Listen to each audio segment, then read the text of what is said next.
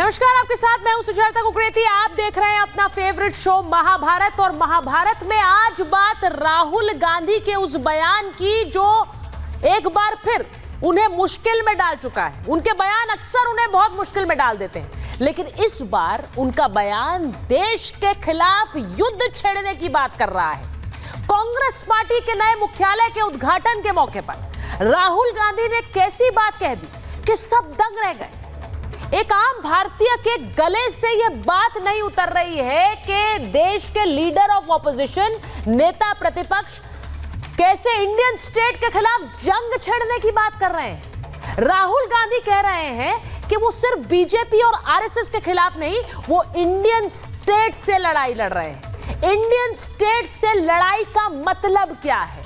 राहुल गांधी जी क्या ये बता पाएंगे कि इंडियन स्टेट से लड़ाई का मतलब क्या है? इंडियन स्टेट के खिलाफ लड़ाई लड़ने की बात या तो नक्सली करते हैं या आतंकवादी करते हैं। आप उन दोनों में से किस श्रेणी में हैं कि आप इंडियन स्टेट के खिलाफ लड़ाई लड़ रहे हैं? ये जो आप देख रहे हैं तस्वीर, क्या है इंडियन स्टेट? इंडियन स्टेट यानी भारत सरकार ही नहीं है, वो न्यायपालिका भी है, वो सेना भी है, वो देश की पुलिस भी है, वो संवैधानिक संस्थाएं हैं, ईसीआई, सीवीसी, सब इंडियन स्टेट है। आप क्या इन सब के खिलाफ जंग लड़ रहे हैं? आज महाभारत में यही सवाल पूछ रही है। नरेंद्र मोदी, आरएसएस, मोहन भागवत के खिलाफ आप लड़ाई लड़िए, लेकिन उनके खिलाफ बयान देते देते आप इंडियन स्टेट के खिलाफ लड़ाई लड़ने लग गए। नेता प्रतिपक्ष हैं आप। आज सवाल महाभारत में मैं यही पूछ रही हूं कि हम इंडियन स्टेट से लड़ रहे हैं। ऐसा बयान राहुल गांधी ने अगर दे दिया तो क्या मैं कहूं कि राहुल गांधी अपने ही देश के दुश्मन बन गए हैं? राहुल गांधी अपने ही देश के खिलाफ जंग लड़ना चाहते हैं।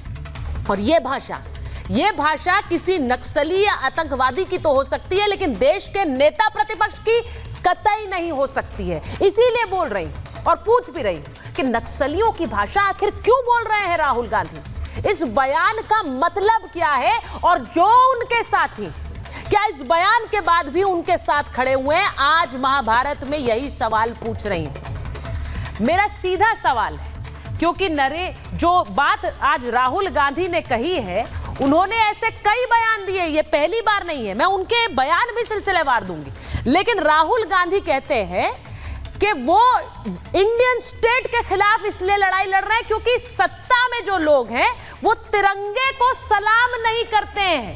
सत्ता में रहने वाले लोग तिरंगे को सलाम नहीं करते हैं। तस्वीर आपको दिखाती हूं, जो लोग सत्ता में हैं वो कैसे तिरंगे के आगे नतमस्तक हैं। प्रधानमंत्री नरेंद्र मोदी, गृह मंत्री अमित शाह की तस्वीर आपको दिखा रही हूं, राजनाथ सिंह की तस्वीर दिखा रही हूं, और सब नतमस्तक है तिरंगे के आगे। तो राहुल गांधी किस बिना पर इंडियन स्टेट पर लड़ाई लड़ना चाहते हैं? दूसरा सवाल, राहुल गांधी कहते हैं कि सत्ता वाले जो सत्ता में है वो संविधान को नहीं मानते। अब एक और तस्वीर देख लीजिए, एक और तस्वीर दिखाती हूं। ये संविधान को क्या नहीं मान रहे हैं? जो संविधान को सर पर लगा रहे हैं वो क्या संविधान के खिलाफ है? क्योंकि यही हवाला देकर राहुल गांधी कह रहे हैं इंडियन स्टेट के खिलाफ लड़ाई है हमारी। ये तस्वीर देखिए। अब एक और सवाल आपको दिखाती हूं। राहुल गांधी कह रहे हैं अल्पसंख्यकों, आदिवासियों की आवाज को कुचलना चाह रहा है ये सरकार, इसलिए इंडियन स्टेट के खिलाफ लड़ाई लड़नी है। अब जो लोग सत्ता में, उन्होंने कैसे आदिवासी राष्ट्रपति भी इस देश को पहली बार मिली है, तो क्या ये देश ये अल्पसंख्यकों और आदिवासियों के खिलाफ है? सवाल है तो जवाब के बारे में भी सोचिए, क्योंकि ये पहली बार नहीं है जब राहुल गांधी ने ये इस तरह के बयान दिए हो जो देश के खिलाफ है। वो पहले देश के बाहर जाकर बयान देते थे, अब तो उन्होंने देश के अंदर ही ये बयान दे दिए। 2018 जनवरी में कहा था धार्मिक सोच के कारण लोगों की हत्या हो रही है, ये कहा था भारत के अंदर। फिर 2019 दिसंबर में कहा भारत को दुनिया का रेप कैपिटल बता दिया उन्होंने देश के बाहर जाकर। फिर बीजेपी भारत को कुचलना चाहती है, ये तो चलो बयान बीजेपी के खिलाफ उन्होंने दिया, देश के खिलाफ नहीं, लेकिन ऐसे बयानों की भरमार है। क्योंकि इसके बाद का बयान दिखाइए, उन्होंने आरएसएस की तुलना मुस्लिम ब्रदरहुड से की थी। ये वो सारे बयान हैं जिन बयानों को लेकर बार बार सवाल उठे कि अपने देश के लोगों के ऊपर इस तरह उंगली उठाते हैं। भारत में अब लोकतंत्र ही बचा नहीं है, मतलब देश को ही उन्होंने बाहर जाकर डिक्लेयर कर दिया कि देश में डेमोक्रेसी नहीं है। और 2 मार्च 2023 को उन्होंने कहा भारत में लोकतंत्र खतरे में है। और एक ऐसा बयान जिसको लेकर इतने सवाल उनसे उठे और भारत में रह रहे सिखों ने उठाए थे। उन्होंने बाहर जाकर कहा था, सिखों को पगड़ी कड़ा पहनने की अनुमति क्या इस देश में होगी, जरा सोचिए। यानी वो कहना चाह रहे थे अनुमति है ही नहीं। आज उन्हीं से पूछ रही हूं, जो लोग, देश की जनता ये कार्यक्रम देख रही है, क्या भारत के खिलाफ, इंडियन स्टेट के खिलाफ जंग लड़ने की बात राहुल गांधी कर रहे हैं? क्या नेता प्रतिपक्ष का यह बयान सही है? एक रिपोर्ट आप देखिए, उसके बाद Mahabharat. A political organization called the RSS, you have not understood what is going on. The BJP and the RSS have captured every single institution of our country. We are now fighting the BJP, the RSS and the Indian state itself. आज से पहले राहुल गांधी विदेशी सरजमी से देश के खिलाफ जहर उगलते थे, लेकिन अब राहुल ने देश में ही भारतीयों के साथ खुले जंग का ऐलान कर दिया है। नेता प्रतिपक्ष राहुल गांधी अपनी पार्टी को ज्ञान देते देते भावनाओं में ऐसे बहे कि बीजेपी और आरएसएस पर तो जहर उगल ही रहे थे, इंडियन स्टेट पर भी जंग का ऐलान कर दिया।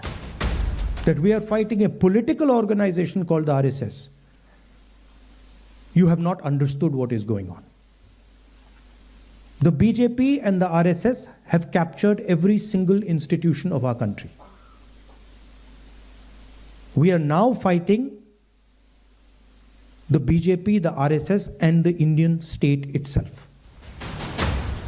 मोहब्बत की दुकान चलाने का दावा करने वाले राहुल गांधी अपने देश के खिलाफ ही एजेंडा चलाने का डंका पीट रहे हैं। सीधा सीधा और साफ साफ देश के खिलाफ जंग की बात कर रहे हैं।